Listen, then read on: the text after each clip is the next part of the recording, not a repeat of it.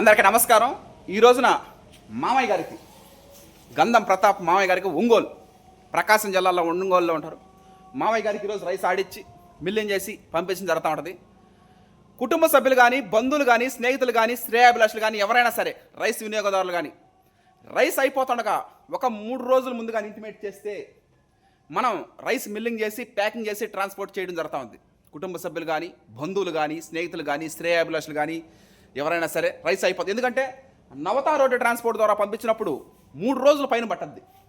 ఏపీఎస్ఆర్టీసీలో ఈరోజు ఏపీఎస్ఆర్టీసీలో పంపించినప్పుడు 1 రోజు పైన పడుతుంది. అందువల్ల ముందుగా మనకి ఇంటిమేట్ చేస్తే అందులో మళ్ళీ ఖరీఫ్ సీజన్ మొదలు పెడతా ఉన్నాం కాబట్టి, వర్కింగ్లో ఉంటాం కాబట్టి ఒక 3 డేస్ ముందుగానే మనం ఇంటిమేట్ చేస్తే మనం ఆడిచ్చి మిల్లింగ్ చేసి రైస్ మిల్లులో కరెంటు బిల్లు కాలినప్పటికీ, టైం తీసుకున్నప్పటికీ ఆర్డర్ ప్రకారమే మనం ఆడిచ్చిన జరుగుతూ ఉంటుంది. వినియోగదారుల గమ్యస్థానాలకు చేరినప్పుడే అది అంతిమ విజయం. Thank you.